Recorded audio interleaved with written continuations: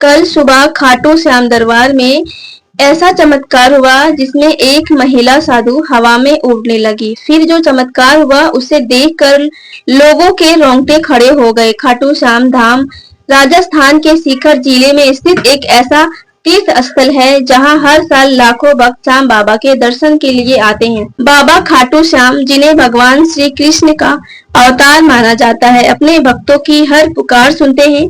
यहाँ के चमत्कारों की कहानियां दूर दूर तक फैली हैं और हर भक्त के दिल में बाबा के प्रति अटूट श्रद्धा है। लेकिन आज जो घटना मैं आपको सुनाने जा रही हूँ वह खाटू श्याम दरबार में घटी एक ऐसी घटना है जिसने न केवल वहां मौजूद भक्तों के होश उड़ा दिए, बल्कि इस चमत्कार ने पूरे देश में एक नई आस्था की लहर पैदा कर दी। भक्तों, आधा अधूरा ज्ञान सुनना या छोड़ देना दुख और पाप का कारण बनता है, इसलिए इस घटना को अंत तक अवश्य देखें।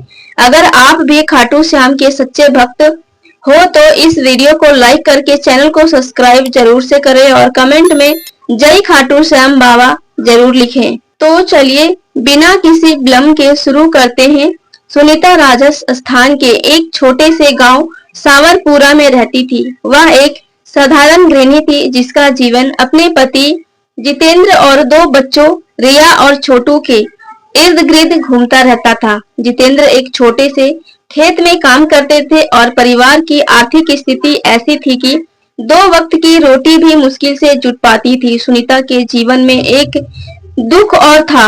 उनका बड़ा बेटा छोटू जन्म से ही मूक अधीर था। डॉक्टरों ने साफ कह दिया था कि छोटू कभी बोल नहीं पाएगा और उसका इलाज असंभव है। सुनीता हर दिन गांव के छोटे से मंदिर में बाबा खाटू श्याम की पूजा करती थी। मंदिर में घंटों बैठकर बाबा से अपने बेटे के लिए दुआ मांगती थी। श्याम बाबा, मेरे छोटू को आवाज दे दो, मैं तुम्हारी हर मनौती मानूंगी, बस मेरे बच्चे को ठीक कर दो। उसकी आंखों में आंसू और दिल में आस्था थी, लेकिन सालों बीत गए और छोटू की स्थिति में कोई बदलाव नहीं आया। गांव वाले उसे ताने मारते, सुनीता अब छोड़ दे या भक्ति, अगर बाबा को कुछ करना होता तो अब तक कर देते। एक दिन गांव में एक साधु बाबा आए। उनकी लंबे जटाएं, साधारण वस्त्र और चेहरे पर एक अजीब सी शांति थी। गांव वालों ने बताया कि यह साधु बाबा पिछले कई सालों से खाटू श्याम धाम की तपस्या में नील थे और उनके चमत्कारों की चर्चा दूर दूर तक थी। साधु बाबा गांव के दरबार में पेड़ के नीचे ठहरे और वहां भजन कीर्तन करने लगे। लोग सुनीता जो हर रोज मंदिर जाती थी, एक दिन साधु बाबा के पास पहुंची। उसने साधु को प्रणाम किया और अपनी आस्था सुनाई। बाबा, मेरा छोटू बोल नहीं सकता है। मैंने बाबा खाटू श्याम से हर दिन प्रार्थना की, लेकिन मेरी सुनवाई नहीं हुई। क्या मेरी भक्ति में कोई कमी है?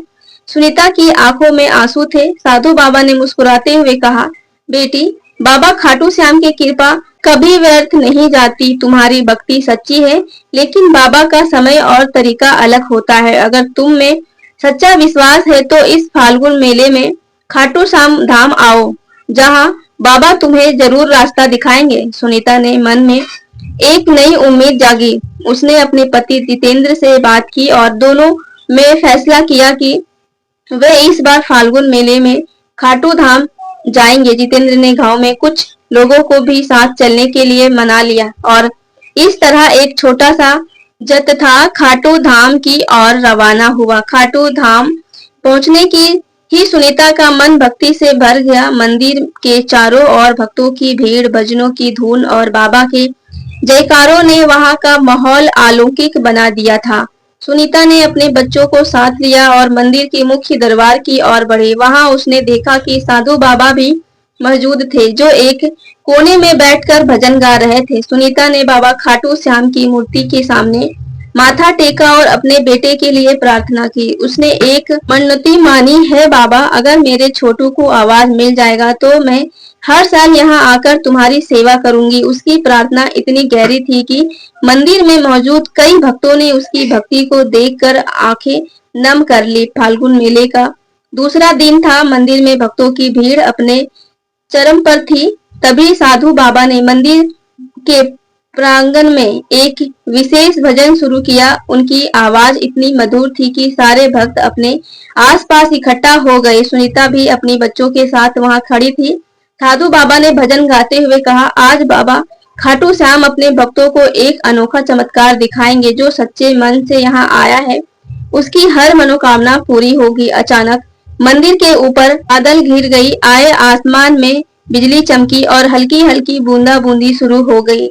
भक्तों में एक अजीब सी बेचैनी फैल गई। तभी साधु बाबा ने सुनीता को अपने पास बुलाया और कहा, बेटी, बाबा तुम्हारी पुकार सुन चुके हैं। अब तुम अपने बेटे को मंदिर के गर्भगृह में ले जाओ और बाबा के चरणों में रख दो। सुनीता ने डरते डरते छोटू को गोद में उठाया और गर्भगृह की ओर बढ़ी। जैसे ही वह बाबा की मूर्ति के सामने पहुंची, एक तेज रोशनी मंदिर में फैल गई। यह रोशनी इतनी तेज थी कि कई भक्तों ने अपनी आंखें बंद कर ली। तभी एक चमत्कार हुआ।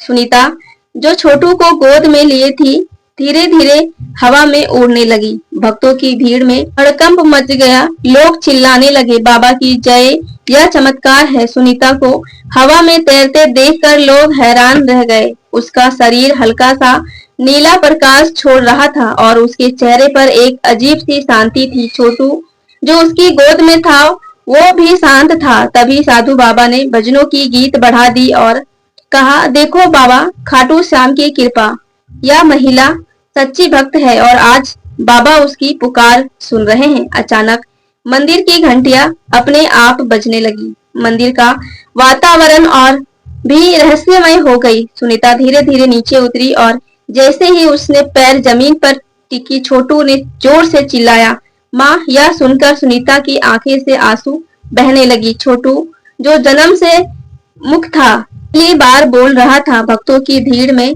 सन्नाटा छा गया और फिर एक साथ जयकारों की आवाज गूंज उठी, बाबा खाटू श्याम की जय हो। छोटू के बोलने की खबर जंगल की आग की तरह फैल गई।